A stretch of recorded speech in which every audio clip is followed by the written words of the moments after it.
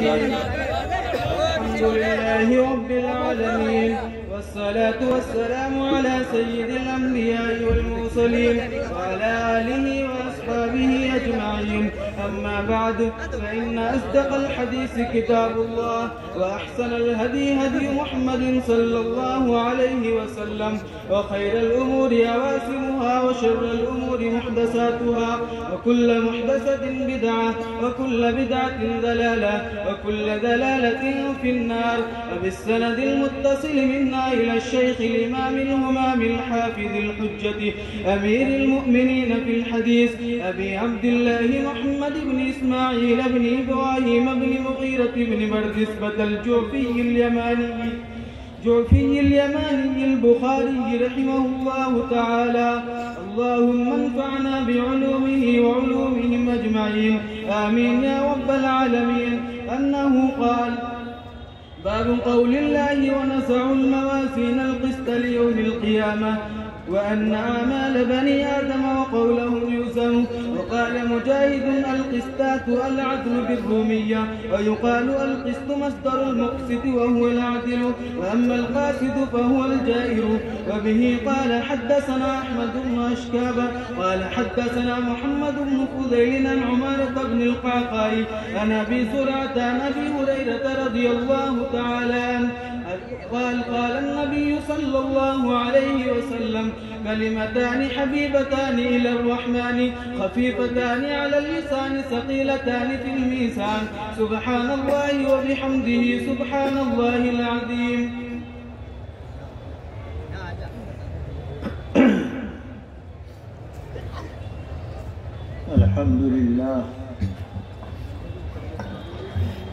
الحمد لله نحمده ونستعينه ونستغفره ونؤمن به ونتوكل عليه، ونعوذ بالله من شرور أنفسنا ومن سيئات أعمالنا.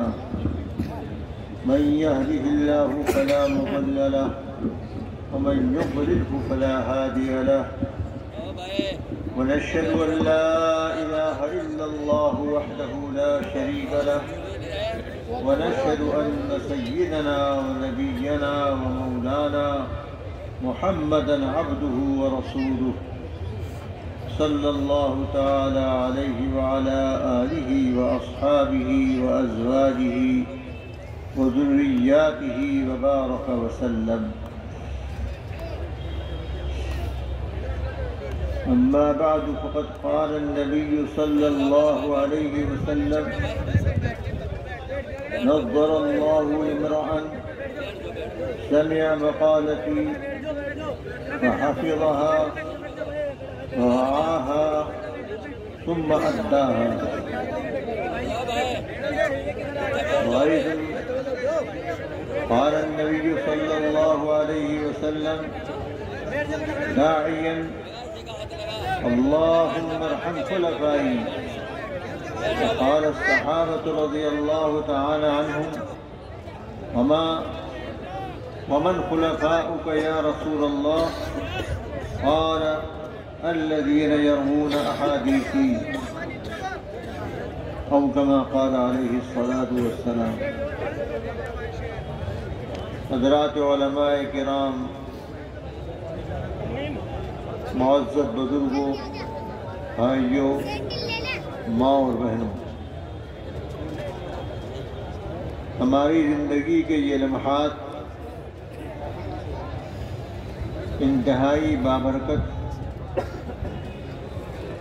اور ہماری خوش قسمتی کا ایک بڑی علامت ہے کہ اللہ تعالیٰ نے ہمیں اور آپ کو یہاں آنے کا موقع عنایت فرما دیا. وہ رکاوٹ پیش نہیں آئی،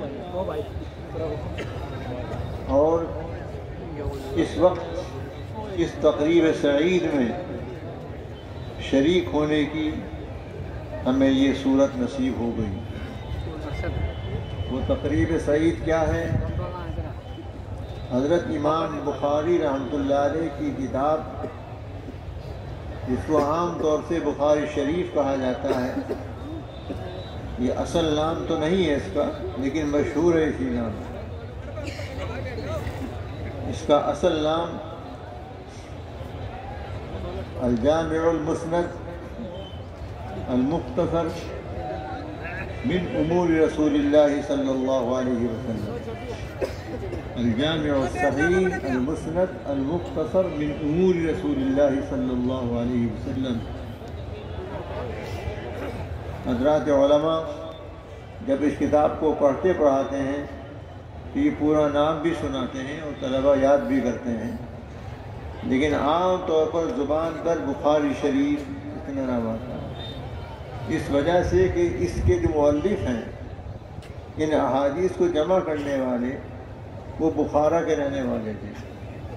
سمرقند کے قریب جو علاقہ ہے اور آج کل روس کے علاقے میں اس کو شمار کیا جاتا ہے، یہ وہاں کے رہنے والے تھے، تو وہ تھے بخاری، یعنی بخارا کے رہنے والے، تو ان کی کتاب کا نام بھی ہو گیا بخاری۔ حالانکہ کتاب بخارا میں نہیں لکھی گئی ہے، کتاب تو مکہ مکرمہ میں، مدینہ منورہ میں لکھی گئی، لیکن چونکہ وہ رہنے والے تھے وہاں کے، اس لیے ان کی کتاب کا نام ہو گیا بخاری۔ اور آگے شریف لگا دیتے ہیں، جیسے مسجد شریف کہہ دیتے ہیں، قرآن شریف کہہ دیتے ہیں۔ اور بخارا مکہ مکرمہ سے، مدینہ منورہ سے کتنے دور ہے؟ ناپ لے لو، ہزاروں کلومیٹر دور ہے۔ عرب کا جو علاقہ ہے اس سے بہت دور ہے، اور عرب کے باہر کا جتنا علاقہ ہے ساری دنیا کا، اس کو عجم کہا جاتا ہے۔ عجم کے معنی آتے ہیں بولنے نہیں آتا، اور عرب اپنی فصاحت و بلاغت پر ناز کرتے تھے۔ بہرحال ہم سب عجمی ہیں، امام بخاری بھی عجمی، ہم بھی عجمی، ہم ہندوستان کے رہنے والے ہیں تو عرب سے باہر گئی،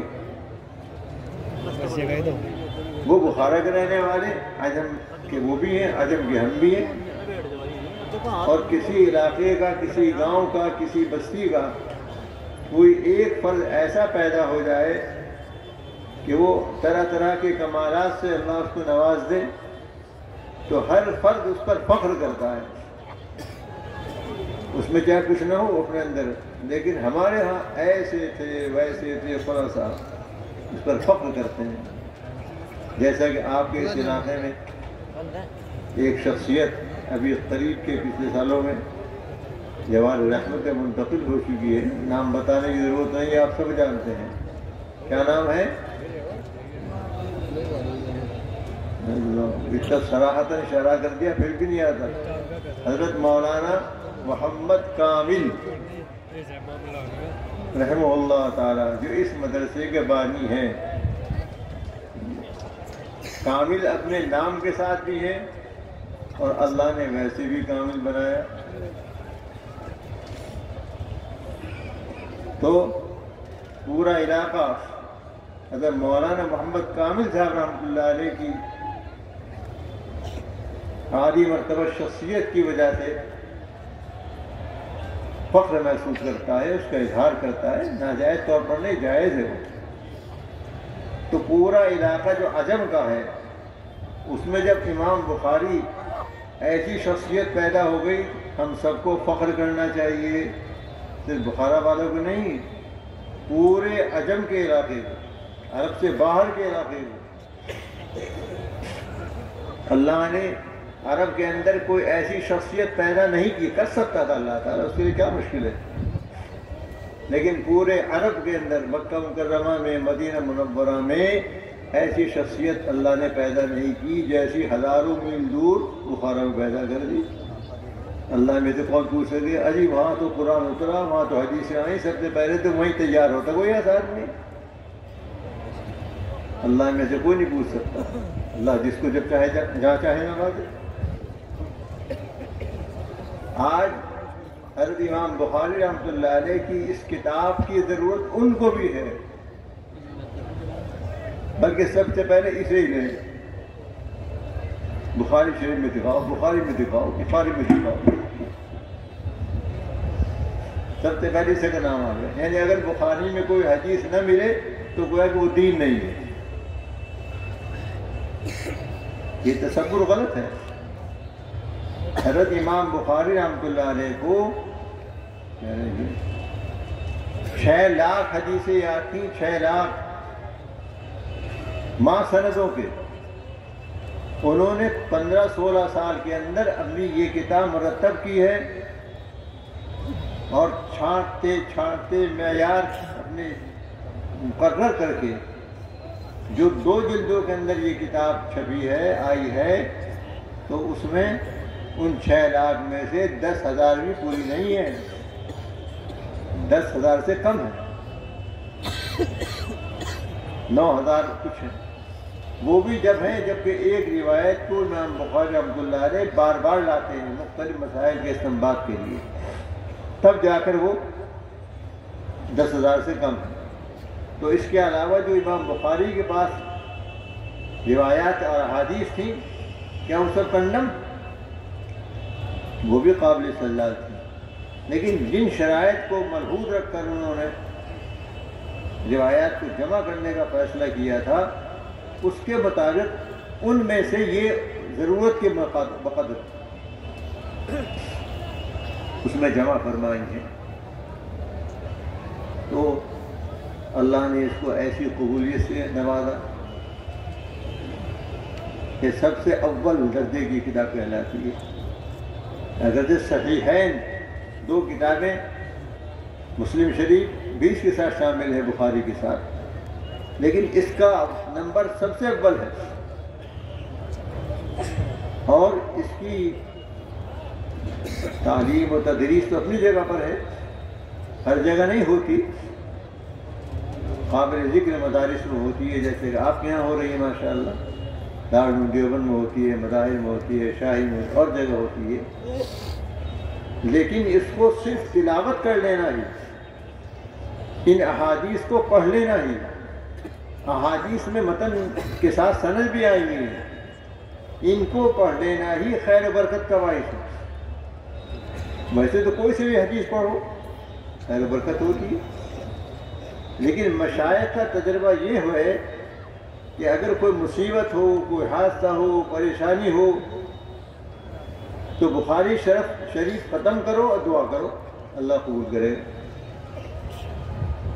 بغیر بخاری پڑھے بھی تو قبول کر لیتا ہے والد تعالیٰ، لیکن نسخہ ہے، یہ مجرب نسخہ ہے،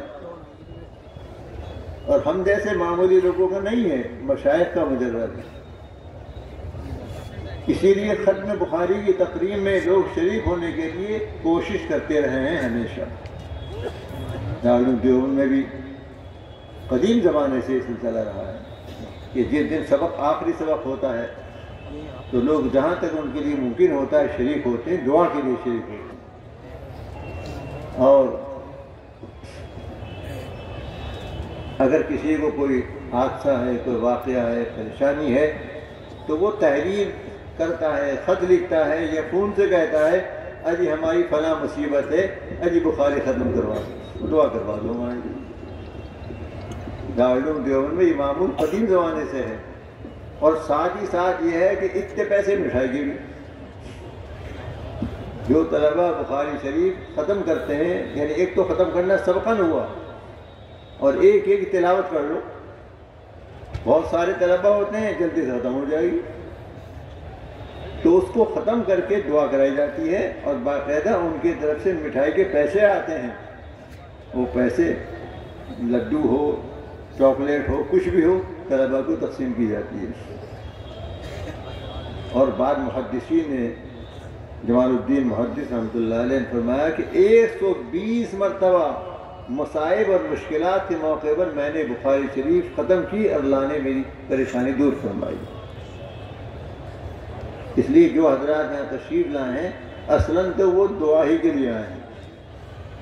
حدیث کا مطلب ترجمہ، اس میں کچھ تو ایسی باتیں آتی ہیں جو عام لوگوں کی سمجھ کی ہوتی ہیں، کچھ وہ ہیں کہ جو عام لوگوں کی سمجھ کی نہیں، طلباء اور علماء اس کو سمجھتے ہیں، لیکن ہمارے حضرات عوام بھی اس کو سنتے ہیں، سمجھ میں آوے نہ آوے لیکن سنتے ہیں۔ تو آپ بھی وہ کہ اسی نیت کے ساتھ بیٹھیے کہ جناب رسول اللہ صلی اللہ علیہ وسلم کی احادیث مبارکہ نقل ہوتی ہوتی آج ہم تک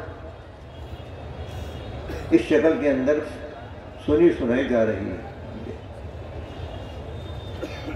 اب 15ویں صدی چل رہی ہے نا، 14 صدیاں گزر کر 15ویں صدی، اور 15ویں صدی کے کئے سال گزر گئے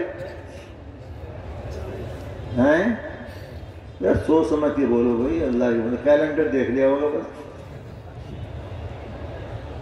کیلنڈر میں تو لکھا ہوا 1442، لیکن احادیث کے شروع ہوئے اس سے پہلے کا زمانہ بھی شامل کرو۔ کیلنڈر تو ہجرت کے اعتبار سے ہے، جب سے آپ نے ہجرت فرمائی اس وقت سے کیلنڈر بنا ہے، اس کے اعتبار سے شعبان 1442 چل رہا ہے، لیکن آپ صلی اللہ علیہ وسلم کی احادیث کا سلسلہ تو اس سے 13 سال پہلے شروع ہو چکا ہے، جب آپ نبی بنائے گئے۔ اب جوڑ لگا ٹھیک، کبھی مت کرنا 42، 15ویں صدی کے 1455واں سال چل رہا ہے۔ اتنے سالوں کے اندر وہ احادیث جو نبی کریم صلی اللہ علیہ وسلم نے فرمائی تھیں، ارشاد فرمائی تھیں، یا آپ کا عمل سامنے آیا تھا، وہ کل 23 سال میں ہے۔ جب تک آپ پیغمبر نہیں بنے 40 سال تک، اس وقت تو کچھ بھی نہیں، عام انسانوں کی طرح آپ تھے۔ 40 سال کے بعد جب اللہ نے آپ کو آخری پیغمبر بنایا، 13 سال مکہ مکرمہ میں جو ارشاد فرماتے رہے آپ، 10 سال مدینہ منورہ میں، اس کے بعد اللہ نے بلا لیا۔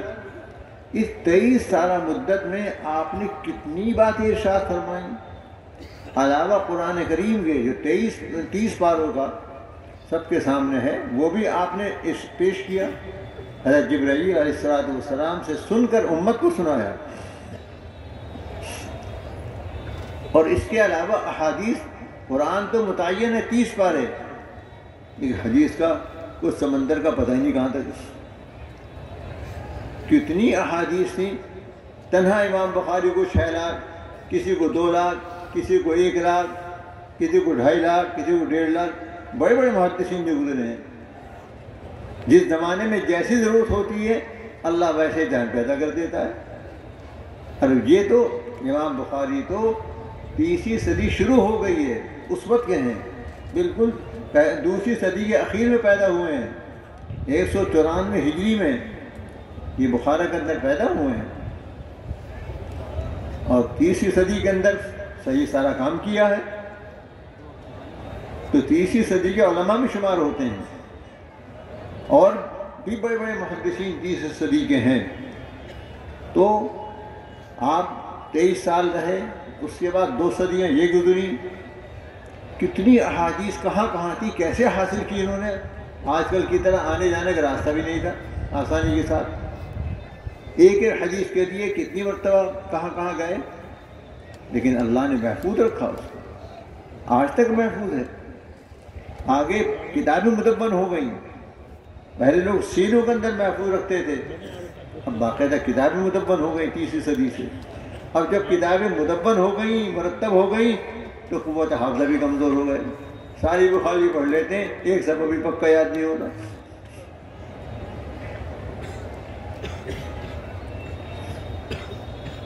وہ سلسلہ نہیں رہا، ضرورت نہیں رہی اب۔ اگر حوالہ دیکھ رہے ہیں نیٹ سے فوراً بخاری آ جائے گی، فوراً دیکھ لو۔ پہلے کتاب کھولنی پڑتی تھی، اب نیٹ کھولنا پڑتا ہے بس، اور سستا ہو گیا معاملہ۔ تو حافظہ کمزور سے کمزور ہوتا جا رہا ہے، ضرورت ہی نہیں رہی اب حافظے کی۔ پھر بھی بہرحال تو میں عرض یہ کر رہا تھا کہ اللہ نے ایسا عظیم الشان ذخیرہ، بہت سی کتابیں ہیں۔ میں یہ بات اس لیے کہہ رہا ہوں، کبھی آپ یہ سمجھیں کہ بس حدیث بخاری شریف ہی ہے اور کوئی کتاب جو کسی قابل ہے ہی نہیں۔ ارے امام ترمذی کی ہے، امام ابو داؤد کی، امام مسلم کی، ابن ماجہ، یہ تو وہ کتابیں ہیں جو ہمارا پڑھائی جاتی ہیں۔ ان کے علاوہ ہزاروں کتابیں ہیں حدیث کی، الگ الگ محدثین کی، ان میں ہمارے حضرت امام ابو حنیفہ بھی ہیں، ان کو تو الگ کر رکھا لوگوں نے بیچاروں کو، وہ تو کچھ ہے ہی نہیں۔ اگر میں ان کے بارے میں کچھ کہوں گا، ارے تم تو حنفی ہو کہو گے، کوئی شافعی اگر کہے تب تو مانو گے، جب بھی نہیں مان رہے گے۔ جلال الدین سیوطی رحمۃ اللہ علیہ اتنے بڑے آدمی ہیں حضرات شوافی میں، انہوں نے امام صاحب کے مناقب میں رسالہ لکھا ہے جس کا نام ہے تبیین الصحیفہ فی مناقب ابی حنیفہ۔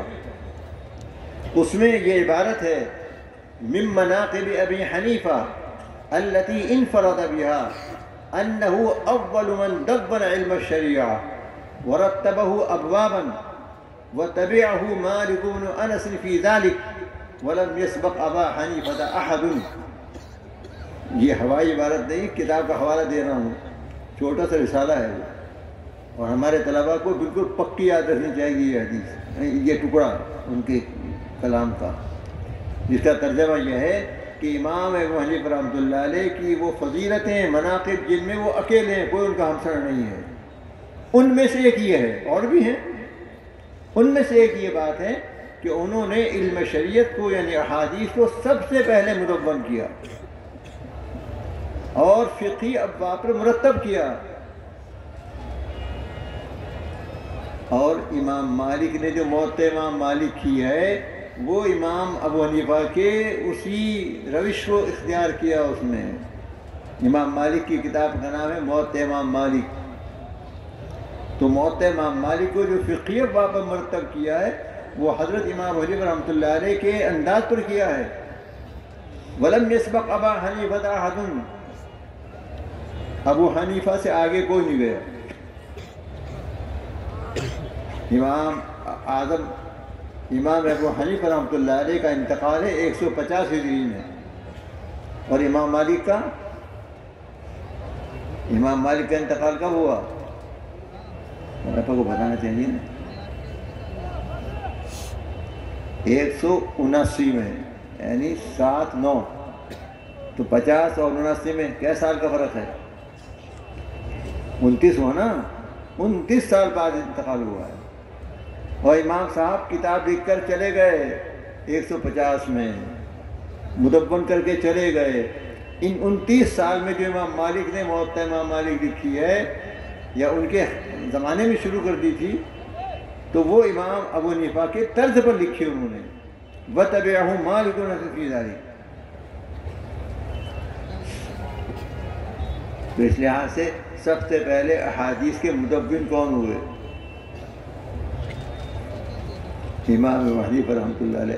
عام طور سے یہ کہا جاتا ہے کہ سب سے پہلی کتاب ائمہ اربعہ میں اگر کسی نے مدون کی ہے تو امام مالک ہیں، ان کی موطئ امام مالک ہے، اور ائمہ اربعہ میں امام صاحب تو ان سے پہلے ہیں، یہ تو بات کہیں۔ اور جلال الدین سیوطی فرما رہے ہیں کہ وہ سب سے پہلے مدون ہیں۔ اس غلط فہمی کو دور کیجیے، جو عام طور سے رائج ہے اس کو دور کیجیے، سب سے پہلے مدون ہے۔ جی ان کی تو کتاب ہے، امام ابو حنیفہ تو کوئی کتاب ہی نہیں، ان کی بھی کتاب ہے، اس کا نام ہے کتاب الآثار۔ وہ امام محمد کی، ان کی تھوڑا یہ ہے، وہ امام محمد کی مشہور ہو گئی غلطی سے، اصل امام اعظم کی کتاب ہے کتاب الآثار۔ امام محمد نے اس کتاب کو امام صاحب سے نقل کیا، اور ان کے علاوہ دیگر مشائخ سے بھی جو روایت ان کو ملی تھی ان کو بھی جمع کر دیا۔ اس وجہ سے اب اس کو کہتے ہیں کتاب الآثار امام محمد کی، حالانکہ اصل کتاب جو ہے وہ امام اعظم رحمۃ اللہ علیہ کی ہے۔ یہ بالکل ایسا ہی ہے جیسے موطئ امام محمد، یہ اصل میں امام محمد شاگرد ہیں امام مالک رحمۃ اللہ علیہ کے۔ امام مالک کی جو موطئ ہے انہوں نے بھی نقل کی ہے، مگر چونکہ انہوں نے یہاں بھی وہ انداز اپنایا کہ کچھ اور روایتیں بھی شامل کر دی دیگر مشائخ سے، اس وجہ سے اب لوگ کہتے ہیں موطئ امام محمد ہے، ورنہ تو اصل ہوئے موطا امام مالک ہے بروایت محمد. جیسے موطا امام مالک جو عام طور سے پڑھائی جاتی ہے وہ بروایت کے کس کی ہے؟ وہ جو موطا امام مالک پڑھائی جاتی ہے وہ کس کی روایت سے ہے؟ امام بروایت یحییٰ اندلسی، بروایت یحییٰ اندلسی. یحییٰ اندلسی نے جو روایت کی ہے انہوں نے چونکہ نقل کیا ہے، احادیث کے علاوہ فتوے بھی نقل کیے امام مالک کے. امام محمد نے صرف احادیث نقل کی ہیں اور دوسرے مشائخ کی احادیث کو شریک کر دیا، اس میں شامل کر دیا. بہرحال میں عرض کر رہا تھا کہ شروع ہی سے احادیث کو جمع کرنے کا سلسلہ جاری رہا. اور امام صاحب کی ایک خصوصیت یہ بھی ہے کہ وہ تابعی ہیں. ائمہ اربعہ میں صرف آپ ہی کی خصوصیت ہے کہ انہوں نے صحابی کی زیارت کی ہے اور روایت بھی دی ہے. تو یہ سلسلہ احادیث کا جیسے قرآن کریم محفوظ، ایسے قرآن کی شرح ہے احادیث وہ بھی محفوظ. اگر صرف قرآن کریم محفوظ ہوتا تو اس کو سمجھنے کے لیے جو چیز ہے احادیث وہ محفوظ نہ ہوتی تو پھر سمجھتے کیسے؟ ہمارے اکابر میں اساتذہ میں حضرت علامہ ابراہیم بلیابی رحمۃ اللہ علیہ سبق میں فرمایا کرتے تھے کہ مولوی صاحب لوگ اعتراض کرتے ہیں کہ آپ لوگ حدیث کی بہت خدمت کرتے ہیں اور اللہ کے کلام کی کوئی خدمت نہیں کرتے، بس چہارم میں ترجمہ پڑھا دیا اور مختصر سی جلالہ شریف پڑھا دی بس. اور حدیث کی موقوف علیہ سے شروع ہو گیا کام، مشکات پوری، اور پھر تو دورہ ہی دورہ، دوڑتے رہو کتاب لے کر، پورے سال حدیث کتابیں پڑھاتے ہو. آپ لوگ قرآن کی خدمت نہیں کرتے، اللہ کلام کی. فرمایا کرتے تھے کہ یہ اعتراض کرنے والے بے وقوف ہیں. ہم یہ بتانا چاہتے ہیں کہ ہم نے قرآن جو متن پڑھایا، ترجمہ پڑھایا، ہلکی سی تفسیر اس کی کر دی، لیکن اس کی اصل تفسیر وہ ہے جو احادیث کی شکل میں ہے. لہذا احادیث کا جو ذخیرہ ہے وہ قرآن کریم کی شرح ہے. جب تک احادیث سامنے نہیں ہوں گی قرآن کریم پر آپ پوری طرح عمل نہیں کر سکتے. اس کی تفصیلات ہیں. اس لیے ہمارے ہاں احادیث کے پڑھنے پڑھانے کا یہ اہتمام کیا جاتا ہے اور قرآن کریم کو بقدر ضرورت نصاب میں شامل کر کے تفسیر کے طور پر وہ پڑھا دیا جاتا ہے. اس لیے تمام مسلمانوں کو احادیث کی عظمت اپنے قلوب کے اندر پیدا کرنی چاہیے. جیسے قرآن کریم میں عظمت بیٹھی ہوئی ہے ایسے احادیث کے، قرآن میں تو درجات نہیں ہیں، ساری آیتیں ایک درجے کی ہیں، لیکن احادیث میں درجات ہیں جس کو علماء سمجھتے ہیں. وہ کانٹ چھانٹ ہوتی ہے اس میں. تو جن احادیث کے بارے میں صحت کا یا حسن ہونے کا، قابل عمل ہونے کا فیصلہ ہے، ان تمام احادیث کو وہ ہے کہ ہمیں اپنے ذہنوں میں رکھنا چاہیے اور ان سے جو مسائل مستخرج کیے گئے، سمجھے گئے، بتائے گئے، جس کو فقہ کہا جاتا ہے، اس کو بھی سامنے رکھیں. بنیادی طور پر دین کی علوم کی 3 شکلیں ہیں، قرآن، حدیث اور فقہ. فقہ وہ الگ چیز نہیں ہے. قرآن اور حدیث میں جو باتیں منسوخ ہیں ان کو بھی لاتے ہیں مرتب کر کے، اور جو چیزیں صاف صاف نہیں آئی ہیں ان کو اجتہاد اور قیاس کے ذریعے سے ان کا حکم معلوم کر کے جمع کیا جاتا ہے. بہرحال یہ ایک بڑا امت کے اندر ذخیرہ ہے اور انشاءاللہ قیامت تک رہے گا. اللہ نے وعدہ فرمایا ہے، جس شکل میں بھی ہو، جہاں جیسے بھی ہو، وہ سلسلہ جاری رہے گا. اس سلسلے میں اللہ نے ہمیں اور آپ کو شریک کیا ہے. یہ میں کیونکہ بخاری شریف کا ختم ہے، احادیث کا سلسلہ ہے، تو احادیث کے بارے میں قرآن کے بارے میں بہت سنتے رہتے ہیں، لیکن احادیث کے بارے میں ہمیں سمجھنا چاہیے کہ یہ اللہ تعالیٰ کی طرف سے خاص انتظام ہے. جیسے قرآن محفوظ، ایسے احادیث کی بھی حفاظت کا اللہ تعالیٰ نے اہتمام فرمایا اور آج تک وہ سلسلہ چل رہا ہے. اسی سلسلے کی ایک کڑی یہ ہے، بخاری شریف کے ختم کی آخری روایت جو ابھی عبارت اس کی پڑھی گئی ہے، بس اس کا ترجمہ اور مختصر سی وضاحت کر کے دعا کریں گے. آخری باب ہے بخاری شریف کا جس میں یہ عنوان قائم کیا گیا ہے باب قول اللہ عز وجل وَنَضَعُ الْمَوَازِينَ الْقِسْطَ لِيَوْمِ الْقِيَامَةِ۔ اللہ تعالیٰ فرماتے ہیں کہ قیامت کے دن ہم انصاف ظاہر کرنے کے لیے ترازویں رکھیں گے۔ وَنَضَعُ الْمَوَازِينَ الْقِسْطَ یعنی لِلْقِسْطِ، سب کے سامنے بات آ جائے، کتنی نیکیاں کتنے گناہ، ہر ایک کی میزان الگ الگ ہوگی یا ایک ہی میزان میں سب تلیں گے، یہ بحث الگ ہے۔ لیکن بہرحال ترازو میں جب کوئی چیز تل جاتی ہے تو سب دیکھ لیتے ہیں بھائی یہ بھاری، یہ پلہ بھاری، یہ ہلکا۔ وَنَضَعُ الْمَوَازِينَ الْقِسْطَ لِيَوْمِ الْقِيَامَةِ۔ یہاں تو صرف اتنا ہی دیا، اشارہ دے دیا انہوں نے۔ آگے کیا ہے؟ آگے اس کے بعد کی آیت کا ٹکڑا کیا ہے؟ فَلَا تُظْلَمُ نَفْسٌ شَيْئًا۔ ہمارے طلبہ پوری آیت یاد کریں، جہاں امام مالک مختصر کرتے ہیں اشارہ ہوتا ہے پوری آیت کریں۔ فَلَا تُظْلَمُ نَفْسٌ شَيْئًا، کسی کے اوپر ذرہ برابر ناانصافی کا معاملہ نہیں کیا جائے گا، بالکل پورا جتنے۔ وَمَنْ يَعْمَلْ مِثْقَالَ ذَرَّةٍ خَيْرًا يَرَهُ وَمَنْ يَعْمَلْ مِثْقَالَ ذَرَّةٍ شَرًّا يَرَهُ۔ خیر کا کام ذرہ برابر بھی، ذرہ جانتے ہو یہ جو پتنگے سے اڑتے رہتے ہیں دھوپ کے اندر، اس ذرہ کہتے ہیں، اتنا سا بھی چھوٹا سا کام کیا ہوگا سامنے آ جائے گا اسکرین کے اوپر۔ پہلے تو لوگ سمجھ لیں اجے کیسے آ جائے گا، تو گیا ختم، دیکھ لے اسکرین پہ سب نظر آ رہا۔ اور جس نے شر کیا ہوگا کوئی ذرا سا بھی، وہ بھی سامنے آ جائے گا۔ تو اس کو فرماتے ہیں کوئی ظلم نہیں ہوگا، کوئی ناانصافی نہیں ہوگی۔ یہ تو آیت کریمہ ہے۔ اور دوسرا جملہ امام صاحب خود اپنی عبارت کے طور پر فرماتے ہیں وَأَنَّ أَعْمَالَ بَنِي آدَمَ وَقَوْلَهُمْ يُوزَنُ يَتُوزَنُ۔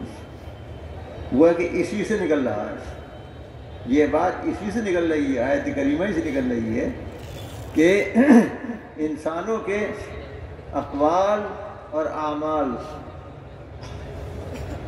زبان سے جو بات کہی ہے قول، ہاتھ پیر سے جو کام کیا ہے یا دل سے جو کام کیا ہے، عمل دل کا بھی ہوتا ہے، ان میں وزن ہوگا، یوزن تولا جائے گا۔ تو تولا تو اس چیز کو جائے گا جس میں وزن ہو، تو قول کے اندر بھی وزن ہے، تبھی تو میزان ہے، ترازو ہے۔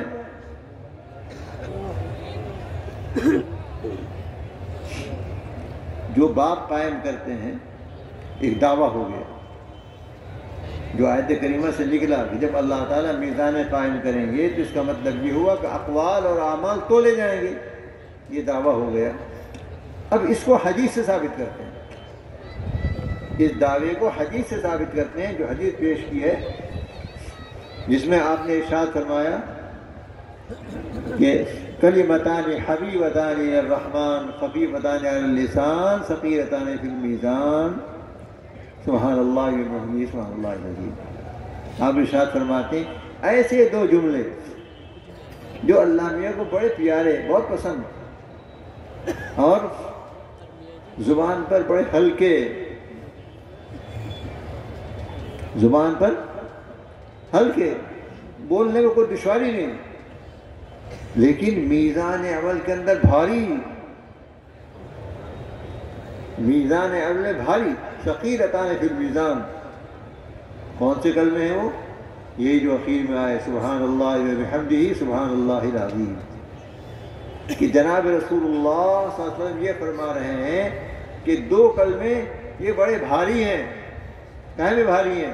ترازو کے اندر ہے، یعنی جس پلڑے میں یہ رکھے جائیں گے، ان کا جو عمل ہوا ہے زبان سے، وہ پلڑا بھاری ہو جائے گا۔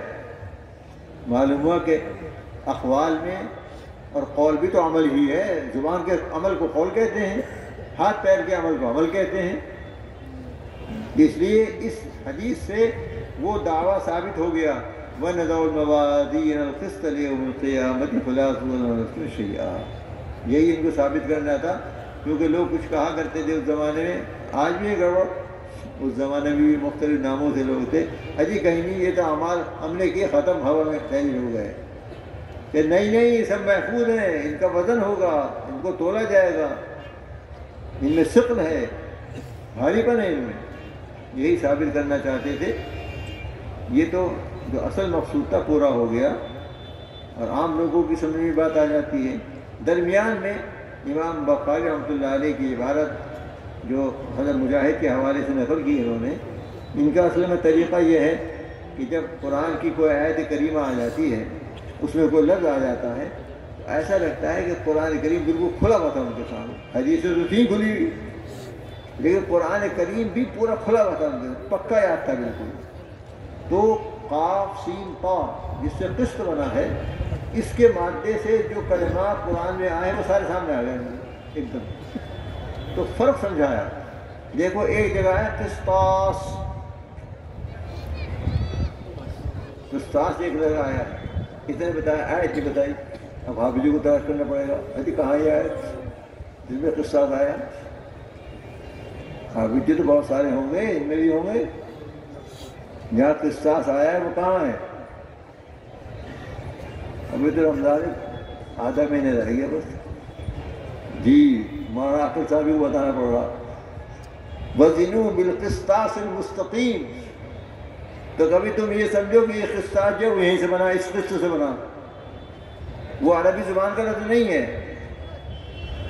اعلیٰ مجاہد, امام مجاہد رحمۃ اللہ علیہ فرماتے ہیں, رحمۃ اللہ علیہ کے شاگردوں میں, کہ القسطاس اس کے معنی تو انصاف کے ہیں, لیکن وہ رومی زبان کا لفظ ہے, عربی زبان کا لفظ نہیں ہے. اچھا قرآن تو عربی میں رومی زبان لفظ آئی ہے, ہاں تھوڑا بہت آئی ہے, کوئی رہی نہیں, آٹے میں نمک کے برابر کیا ہو.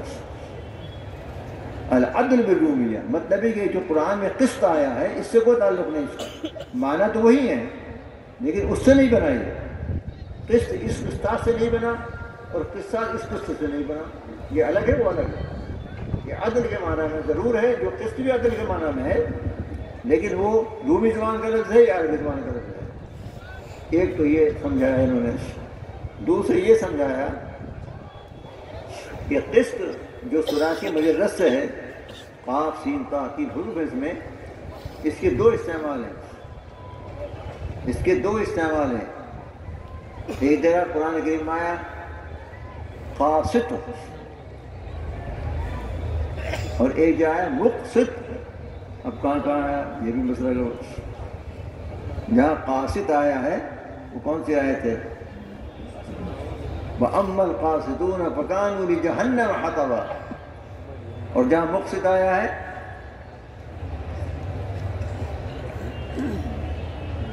يُحِبُّ الْمُقْسِطِينَ, إِنَّ اللَّهَ يُحِبُّ الْمُقْسِطِينَ.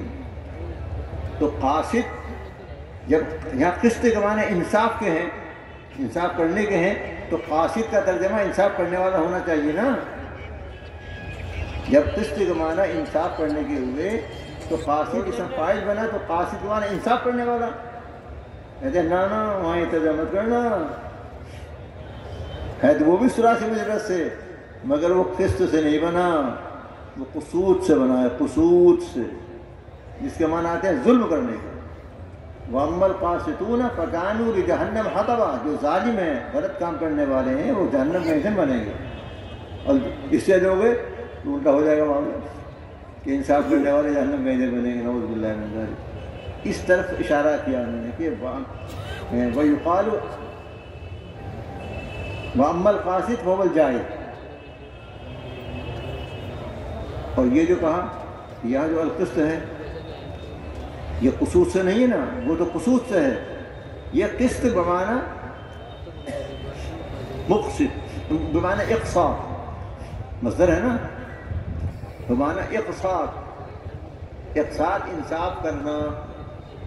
تو یہ قسط بمعنی اقساط ہے, بمعنی قسوط نہیں ہے.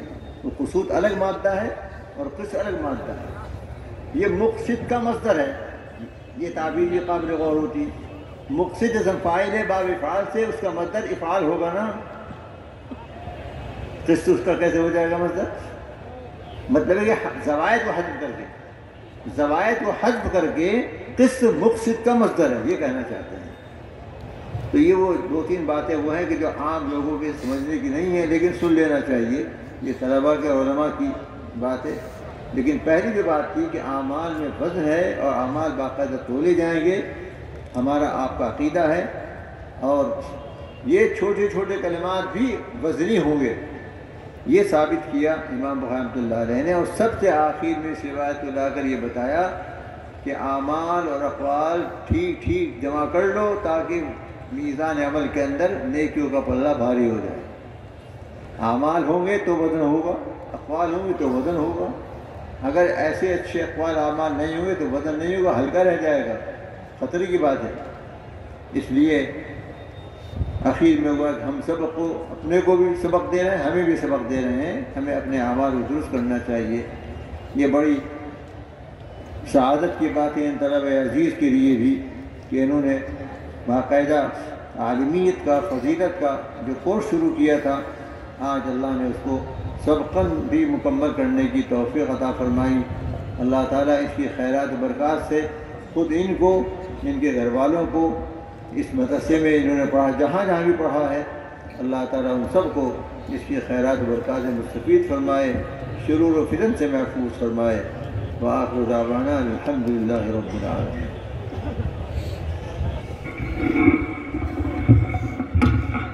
ابھی ان بچوں کی دستار ہوگی، وہ فائل ہے نا، کاغذ دے دیے، اور اس کے بعد دعا ہوگی۔ آپ تشریف رکھیں، دیر تو یقیناً ہو گئی ہے، مگر جلسوں میں دیر ہو ہی جاتی ہے۔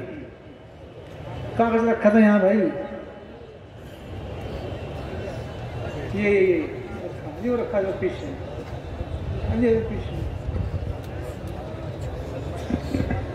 بھائی کتابیں رکھ دو وہاں، اپنی اٹھا کے اپنی کتابیں وہاں صوفے پہ رکھو جلدی سے۔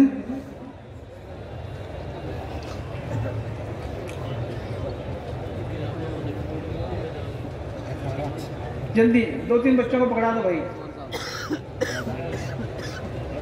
یہ بھائی اٹھا دو یہاں سے، یہ بھائی اٹھا دو بھائی، بچے اٹھا دو، آؤ بھائی۔ محمد مہربان ولد محمد ادریس اودری کیئر 2، محمد مبارک محمد احسان اودری کیئر 2، چل بھائی چلتے رہیں۔ محمد سہیل محمد شکیل گڑھی پختہ، محمد شارف محمد خالد گڑھی پختہ، محمد حماد شکیل احمد بھیسانی، محمد صابر محمد اسرار سونتا رسول پور، قمر الہدا محمد ارشاد مساوی، محمد اخلاق محمد اسلام برناوی کھرگین، محمد حسن محمد یاسین مالی پور، محمد منور محمد طاہر خاجپورہ، محمد فرمان عظیم الدین کھرگین، محمد مہربان نور حسن کھرگین، محمد شاہ رخ نور الدین اسارہ، محمد مومن محمد یامین اسارہ، محمد اسعد محمد طاہر امبیٹھا طاہر مرحوم عزیز پور، محمد اظہر محمد مانگا اشرف آباد تھل، محمد سرور محمود حسن منصورہ، محمد سفیان مولانا محمد طیب صاحب کاندھلا، محمد عمیر محمد سنسار چھویا، محمد صدام محمد منور گڑھی بیسک، محمد زبیر محمد ہاشم گڑھی بیسک، محمد جنید محمد حامد بلالہ، محمد گلفام محمد یعقوب پنڈورہ، محمد عفان محمد عثمان جولا، محمد اویس محمد جمیل لانا مزرہ، محمد عثمان محمد ہاشم جلال پور، محمد عمر خان محمد صابر ساکی ناکا بمبئی۔ یہ کل 27 طلبہ ہیں جن کی دستار بندی حضرت صدر محترم کے ہاتھوں سے ہو رہی ہے۔ اللہ تعالیٰ حضرت صدر محترم کی برکات سے ان بچوں کو بھی خاص طور سے مستفیض فرمائے اور اپنے بڑوں کے نقش قدم پر چلنے کی توفیق عطا فرمائے، اور جو علم انہوں نے یہاں سے حاصل کیا ہے اللہ اس کی نشر و اشاعت کا جذبہ اور اس پر عمل کرنے کی بھی توفیق اللہ ہمارے ان بچوں میں خاص طور سے پیدا فرمائے۔